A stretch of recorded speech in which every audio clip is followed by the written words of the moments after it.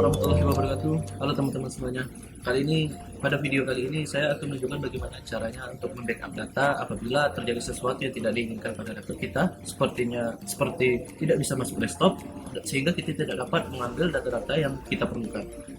Dan yang kedua, saya akan menjelaskan bagaimana caranya membuat bootable dengan USB dan dilanjutkan dengan penginstalan sistem operasi. Baiklah, langsung saja kita kepada tutorial. Nah, baiklah, untuk pertama yang harus kita sediakan adalah Heron-nya itu sendiri. Nah, di sini saya menggunakan Heron boot CD 15.2 ataupun bisa digunakan juga Heron dengan versi lainnya. Terus kita harus juga mendownload Group4DOS. Ini bisa didownload pada Chrome. Ketik aja Heron info, terus klik pada boot from USB disk. Nanti bisa di-download di sini. Nah, untuk selanjutnya yaitu USB format. USB format bisa juga dengan CMD ataupun dengan yang bawaan pada Windows-nya. Format ini bisa juga. Nah, untuk langkah pertama yang harus kita lakukan yaitu adalah memount Heron-nya, mount to drive D, karena di sini CD drive-nya adalah D. Nah, ini sudah di mount pada drive D.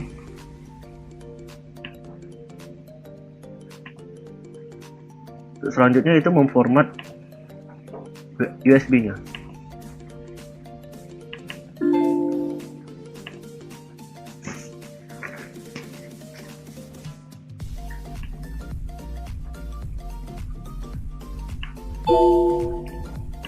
Untuk format ini bisa juga digunakan dengan aplikasi lainnya ataupun yang bawaan dari Windows-nya. Ini sudah terdetek SanDisk di format, langsung di format. Tunggu aja pemformatannya selesai.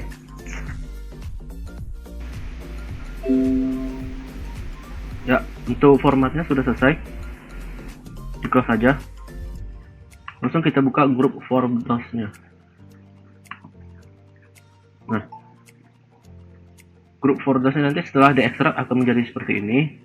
Kemudian run as ini,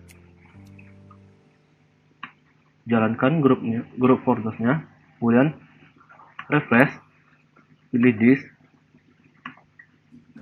Nah, untuk HD1 ini merupakan USB kita, pilih sebagai USB kita. Untuk yang di atas ini adalah HDD kita, hard disk, kita pilih USB nya, kemudian refresh, pilih wall disk. Jika bingung bisa juga dilihat untuk langkah-langkahnya pada link yang sudah saya tunjukkan. Ini merupakan langkah-langkahnya. Nah, seperti ini.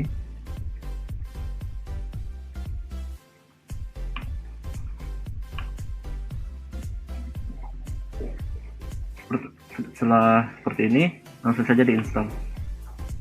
Nah, di sini telah sukses. Berarti kita close-kan aja. Kemudian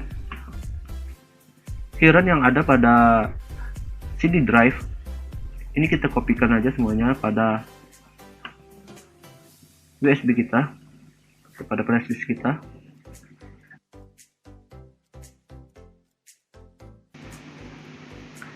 Nah, setelah semuanya di copy pada HBCD ini terdapat GRLDR dan menu. Ini kita kopikan, kita taruh di luar ataupun di bootingnya. Nah, setelah ini sudah selesai, kita eject.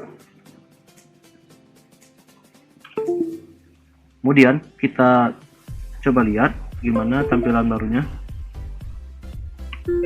Kita pasang lagi USB-nya pada laptop ataupun PC. Nah, jika berhasil nanti logonya akan berubah seperti ini. Langsung saja kita praktikkan gimana caranya untuk menggunakan HiRAM-nya. Nah, untuk selanjutnya langsung saja kita pasang USB kita pada laptop ataupun komputer yang kita punya. Kemudian restart.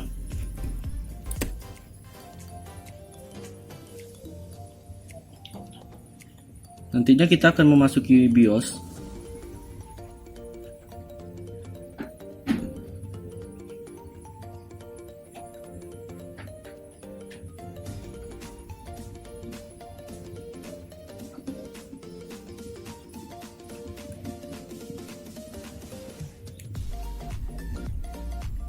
Nah, silahkan nanti masuk ke BIOS, setting BIOS. Setting BIOS pada komputer itu berbeda-beda. Pada umumnya, kebanyakan menggunakan F2, F1 maupun delete. Nah, setting BIOS kita kepada flash disk, prioritaskan flash disk yang paling teratas sebagai booting ya. Nah, ini sudah berubah menjadi SanDisk. Ini flash disk kita. Kemudian F10 save and exit.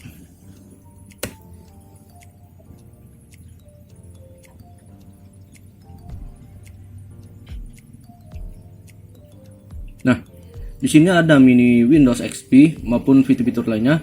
Tapi di sini kita akan menggunakan mini Windows XP untuk melihat data-data yang pada laptop kita, yang apabila kita tidak bisa masuk ke desktop untuk mengambil data tersebut.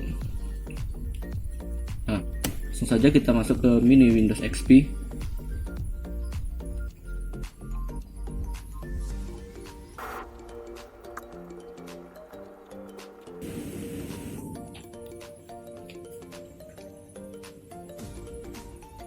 Nah, setelah masuk ke mini Windows XP nya, kita langsung bisa melihat data-data kita di local disk. Nah, inilah data-data kita yang ada pada laptop.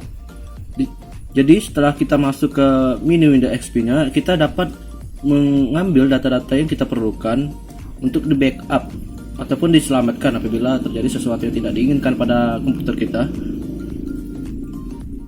Nah, sekianlah mungkin inilah cara untuk merecovery ataupun membackup data-data apabila terjadi sesuatu yang tidak diinginkan pada komputer kita, sehingga kita tidak dapat masuk ke desktop untuk mengambil data-datanya. Lanjut ke sesi kedua, yaitu adalah cara membuat bootable dengan USB. Nah, untuk selanjutnya adalah bagaimana caranya membuat bootable dengan USB ataupun dengan flash disk. Nah, pertama kita siapkan dulu Windows-nya, kemudian file Windows-nya kita mount to drive, ada drive D. Nah, setelah itu kita harus mempersiapkan flash disk-nya agar dapat menjadi bootable. Nah, kita klik yaitu buka CMD. Kita ketikkan untuk pertama yaitu disk part. Kemudian ketikkan disk pada CMD ataupun command prompt. Nah, di sini disk 0 ini yang pertama yang di atas adalah merupakan HDD kita. Nah, untuk disk 1 ini merupakan flash disk kita. Nah, kemudian kita select flash disk kita dengan cara select disk 1, kemudian clean.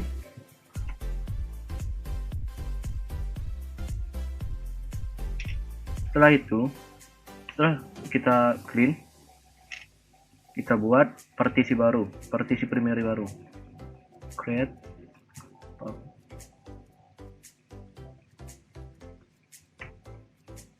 Kemudian kita select partisinya.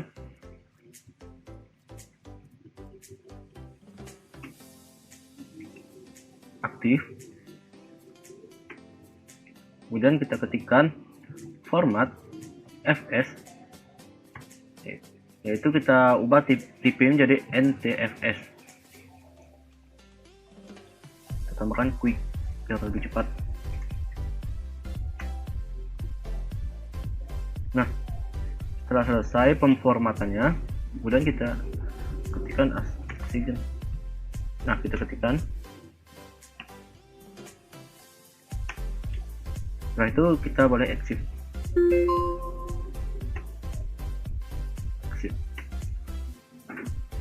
Nah, USB telah siap untuk menjadikan bootable. Kemudian kita kopikan data pada CD drive tadi, yaitu file ISO dari Windows-nya. Kita kopikan semua pada flash disk kita. Kemudian kita tunggu hingga selesai. Ini akan memakan waktu beberapa menit. Setelah selesai mengcopy data file yang ada pada CD drive ke flash disk, maka kita eject flash disknya.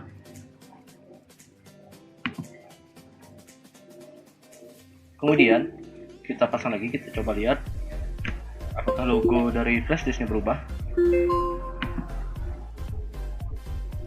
Nah, jika logo flash disk sudah berubah seperti ini, maka bootable telah selesai. Lanjut kita gunakan untuk menginstal Windows-nya. Nah, pada langkah selanjutnya adalah penginstalan Windows pada laptop ataupun komputer kita. Nah, sekarang ini tampilan instalasi Windows sudah tertera pada layar. Tapi sebelum kita menuju ke tampilan seperti pada layar ini, kita juga melakukan setting BIOS seperti halnya langkah sebelumnya pada backup ataupun recover data. Pada instalasi Windows juga kita melakukan setting BIOS, yang dimana pada menu bootnya kita melakukan setting BIOS bahwa untuk deretan pertama pada bootingnya, yaitu adalah flash disk kita yang mana berisi file dari Windows tersebut yang akan kita install pada komputer kita. Nah, saatnya kita untuk menginstal. Pada kolom pertama yaitu ada pemilihan bahasa. Kita melakukan bahasa yaitu bahasa internasionalnya itu bahasa Inggris. Terus untuk time and currency format kita pilih Indonesia. Terus yang di bawah tidak usah kita ubah, next aja langsung. Nah, install now. Nah, pada tampilan ini kita akan memilih tipe sistem operasi Windows 10 mana yang akan kita pilih. Nah, untuk sekarang saya memilih yaitu Windows 10 Pro yang 64 bit. Jika sudah dipilih, next aja.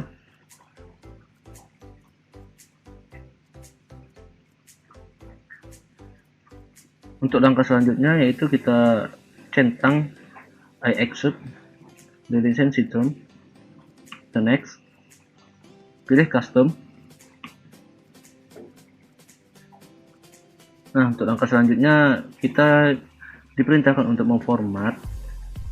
Kenapa kita harus memformat? Karena pada drive ini kita akan menempatkan sistem operasi pada drive yang kita format tersebut. Karena saya di sini menggunakan virtual machine ataupun VMware, maka drive ataupun HDD yang tertera di sini cuma satu, dan juga tidak perlu lagi di format karena sudah kosong semua. Aja.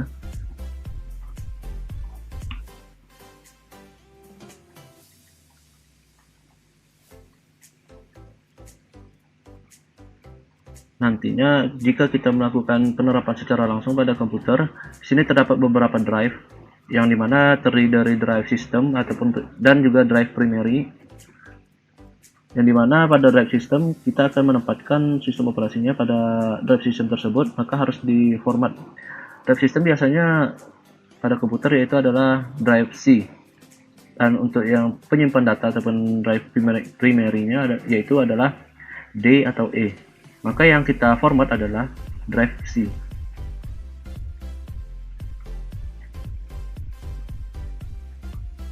Jika sudah pada tampilan ini, kita tunggu hingga proses instalasinya selesai.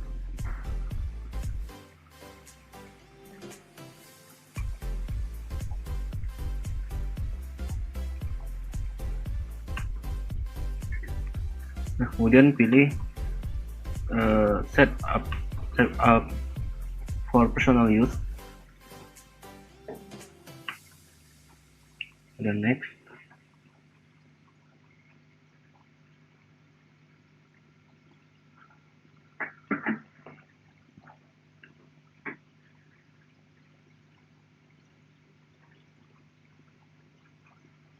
Nah, dari sini kita akan men-setup seperti pembuatan akun, nama akun, password, dan tampilan, warna tampilan background.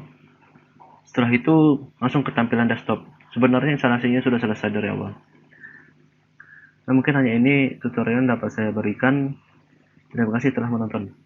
Assalamualaikum warahmatullahi wabarakatuh.